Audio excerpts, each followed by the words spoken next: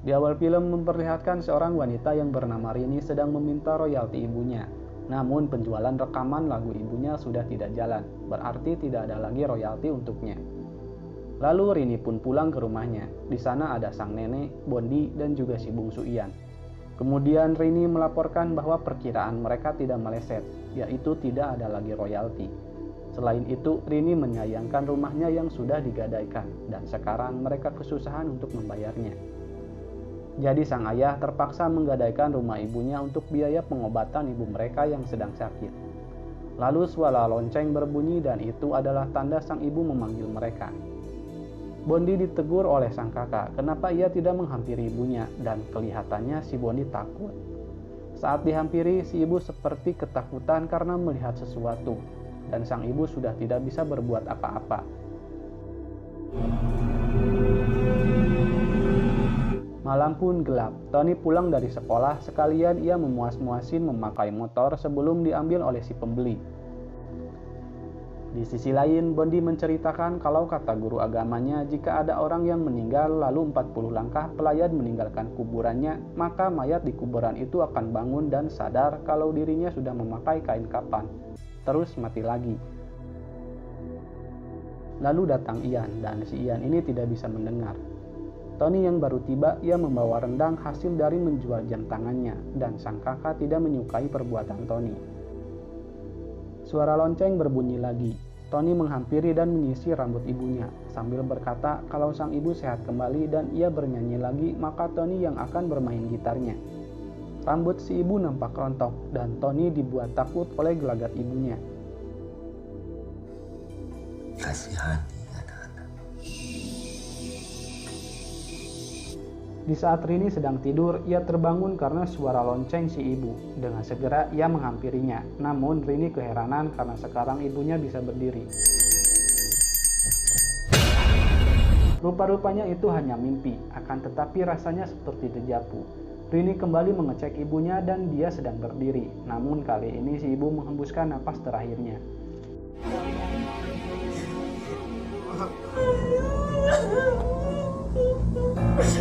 Keesokan harinya si ibu dikebumikan, dan setelah itu sambil berjalan pulang ayah Rini berbincang dengan Pak Ustadz yang baru tinggal di kampungnya.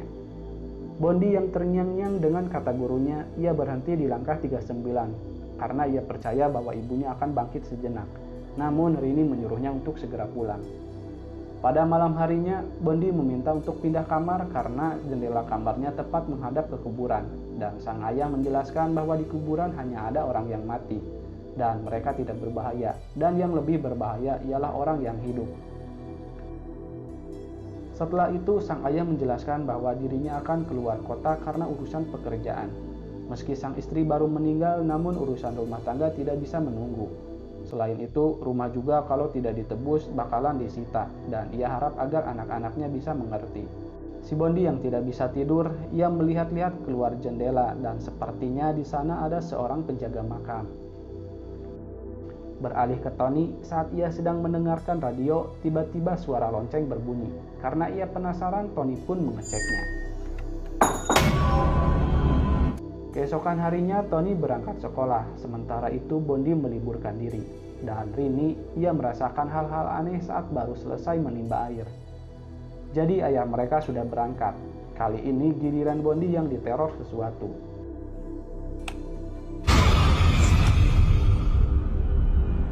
Pada malam harinya, Tony kembali diganggu oleh suara lonceng, hingga penampakan yang menyerupai ibunya.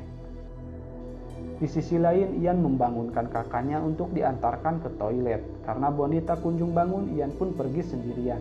Namun tak berselang lama, Bondi juga ikut menyusul. Kamu bilang ke aku mau diantar mimpi.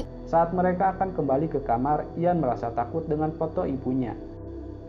Bondi pun berinisiatif untuk menutup foto ibunya, namun yang terjadi ia malah diteror oleh sesuatu.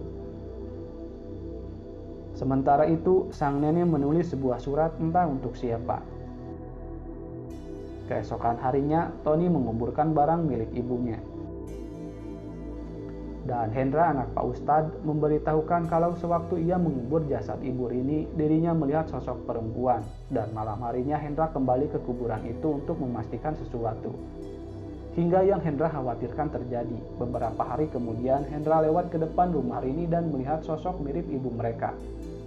Hendra menyarankan agar keluarga Rini pindah rumah, dan mereka diizinkan untuk sementara tinggal di rumah Hendra. Namun Rini menolaknya. Rini pun pulang ke rumahnya bebarengan dengan Bondi. Saat Rini sedang mencari si nenek, tiba-tiba Bondi berteriak histeris. Rupanya si nenek sudah tewas.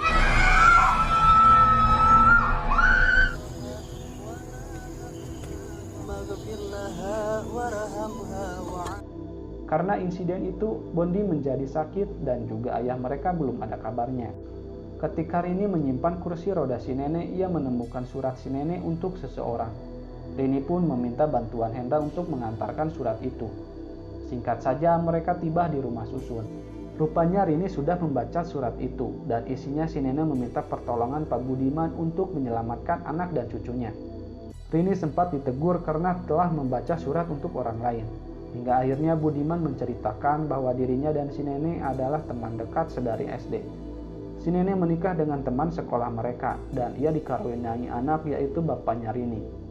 Sebetulnya si nenek tidak menyetujui anaknya menikah dengan ibu Rini, karena zaman itu seorang seniman tidaklah bermartabat, dan ibu Rini tidak bisa memberikan keturunan. Tetapi setelah dikaruniai anak, mereka menjadi akur. Hingga ibu Rini sakit selama 2 tahun, si nenek berpikir ada sesuatu yang tidak beres, bahwa dirinya percaya bahwa ibu Rini telah bersekutu dengan setan untuk menebakkan keturunan. Padahal Rini dan keluarganya tidak percaya dengan mistis, dan Budiman menebak bahwa di rumah Rini telah terjadi sesuatu. Di tempat lain, Bondi mengigau kalau ia tidak ingin membunuh adiknya. Rini pun diberi sebuah majalah hasil tulisan dari Budiman yang siapa tahu bisa membantu dirinya. Dan Hendra memberikan nomor telepon miliknya jikalau ada sesuatu. Budiman sempat mengatakan kalau mereka tidak bisa mengambil salah satu dari keluarga Rini, kalau mereka saling menyayangi. Rini bertanya mereka siapa, dan jawabannya ada di majalah itu. Karena merasa khawatir, Rini pun memberitahukan adik-adiknya untuk saling menjaga satu sama lain. Pada malam harinya, Bondi mengisyaratkan bahwa ia menginginkan adiknya mati. Mungkin ada sesuatu yang telah mempengaruhinya. Lalu Ian berjalan-jalan keluar dan itu malah membuatnya diteror sosok yang menyeramkan. Pagi pun terang, Rini menyetel musik karya ibunya. Tanpa disengaja, Rini mengotak-atik piringan hitam itu dan terdengar seperti sekumpulan orang yang sedang membaca mantra. Kemudian ia mengecek adiknya dan mendapati kalau Ian tidak ada di kamar. Rini pun mencarinya, yang ternyata Ian tidur di dalam sebuah kotak. Lalu Tony menanyakan dapat dari mana majalah itu dan Rini menjelaskannya. Kemudian Tony memperjelas bahwa buku itu tentang seorang wanita yang sudah menikah selama 10 tahun namun belum dikaruniai anak. Dan akhirnya ia mempunyai anak setelah masuk ke dalam sekte pemuja setan yang bertebaran di kota-kota besar. Tapi anak terakhir yang dihasilkan dari ikut sekte itu harus diserahkan ke sekte setelah berumur 7 tahun. Dan selisih dari umur ini sampai adiknya beda 6 tahun. Tony pun berpendapat bagaimana kalau ibunya tidak ingin memberikan anak kepada sekte itu hingga ia harus kembali mempunyai anak sebelum anak terakhir berumur 7 tahun. Tony masih ingat jika setiap ibunya bikin acara selalu ada segerombolan orang yang datang namun tidak pernah nimbrung dengan tamu yang lain. Dan sekarang Ian akan tepat berusia 7 tahun pada 3 hari ke depan. Dan di buku itu tertulis anak itu bisa diambil kalau direlakan oleh keluarganya dan anak yang dijanjikan akan dijemput oleh mayat hidup. Rini pun bisa menarik napas dengan lega. Kalau tahu endingnya seperti itu, mana mungkin di dunia ini ada mayat hidup. Saat Rini sedang menyiapkan makan, ia dihampiri oleh kursi roda si nenek. Dengan segera, Rini pun memanggil Pak Ustadz untuk mengusir makhluk-makhluk goib yang nakal. Pak Ustadz menanyakan apakah mereka sholat dan mereka menjawab tidak. Mereka disuruh untuk beribadah kepada Allah dengan ikhlas karena setiap makhluk takut kepada Allah. Malam harinya, Rini mengambil air wudhu dan ia tak luput diganggu bahkan saat sedang sholat. Pikiran Rini kalang kabut, ia tidak khusyuk mengerjakannya. Di tempat lain, Ian melihat penampakan neneknya. Setelah selesai sholat, Rini diteror kembali oleh jin yang menyerupai ibunya. Rini pun membawa adik-adiknya ke rumah Pak Ustadz. Keesokan harinya Hendra menjelaskan bahwa ada makhluk yang lebih kuat dari manusia ataupun jin, yaitu makhluk dari awal zaman yang sudah ada sebelum agama. Dan kita diperintahkan untuk berlindung kepada Allah dari segala keburukan setan. Tiba-tiba suara telepon berbunyi. Menurut Tony dari buku itu yang telah ia baca, yang gabung sekte pemuja setan hamil bukan dari suaminya, tapi dari anggota lelaki sekte itu. Tony sempat berpikir bahwa muka kakak adik itu tidak ada yang mirip. Rupanya yang tadi nelepon adalah Pak Budiman. Ia akan memberitahukan info penting, jadi Hendra akan segera pergi ke sana. Lalu Pak Ustadz berniat akan mengadakan pengajian di rumah Rini. Di sisi lain, Bondi terus menatap adiknya dengan tatapan kosong. Hendra pun tiba di rumah Pak Budiman. Ia dititipi sebuah surat yang sangat penting yang harus segera diberikan kepada Rini sebelum semuanya terlambat. Karena Hendra penasaran ada apa yang sebenarnya terjadi, Pak Budiman pun membisikkan sesuatu kepadanya. Hendra pun kembali pulang dan ia dihadang seseorang sehingga mengakibatkannya mengalami kecelakaan. Sementara itu, Pak Budiman juga diteror oleh entah siapa. Jasad Hendra pun tiba di rumahnya dengan kondisi muka yang tak berbentuk. Oh ya, ibu si Hendra ini sudah meninggal dunia.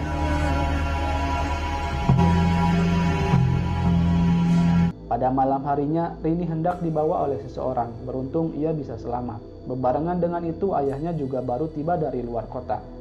Ayahnya menanyakan kenapa mereka ada di rumah Pak Ustadz. Setelah menceritakan semuanya, keluarga ini berniat akan pindah pada esok hari. Lalu Rini menghampiri ayahnya dan menanyakan apa yang ayahnya katakan kepada ibunya waktu itu. Belum juga mengatakannya, mereka dikagetkan oleh Ian yang tiba-tiba terkunci di dalam kamar mandi. Rupanya Ian dicemplungkan ke dalam sumur. Dengan gesit, ayahnya juga ikut nyebur dan mencari sang anak.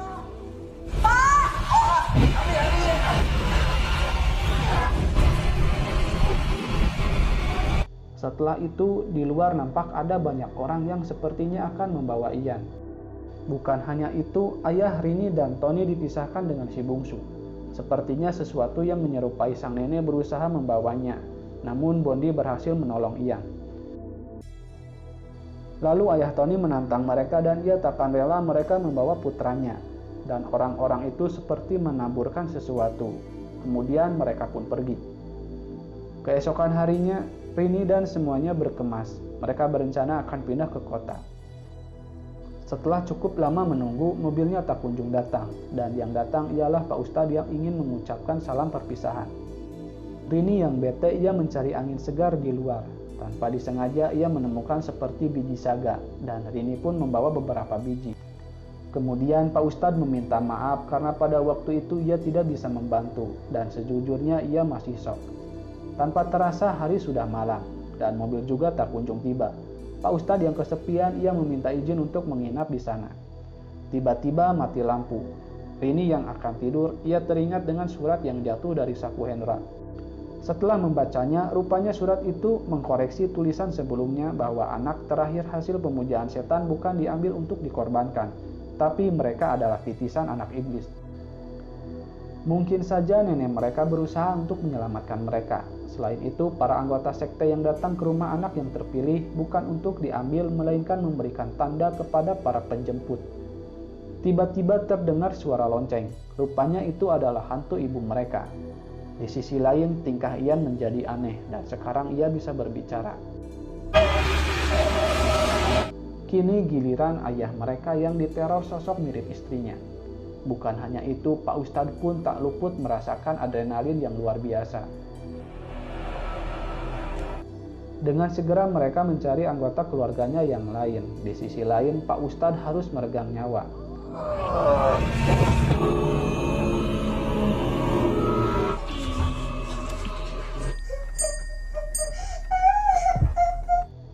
Mereka semua kebingungan apa yang harus dilakukan, dan di luar sana ada banyak hantu yang akan menjemput Ian.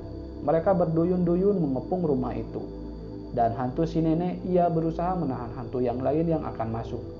Kemudian datang Pak Budi dan ia menyelamatkan mereka. Menurut Pak Budi, sejak awal Ian bukanlah anak manusia, dan 1 tahun berlalu. Rini mendapatkan makanan dari tetangganya. Rupa-rupanya tetangga yang memberikan Rini makanan adalah anggota sekte yang sedang mengincar keluarga Rini. Lalu film pun selesai. Bijaklah dalam menyikapi sebuah peristiwa. Sampai jumpa di video selanjutnya. Wassalam.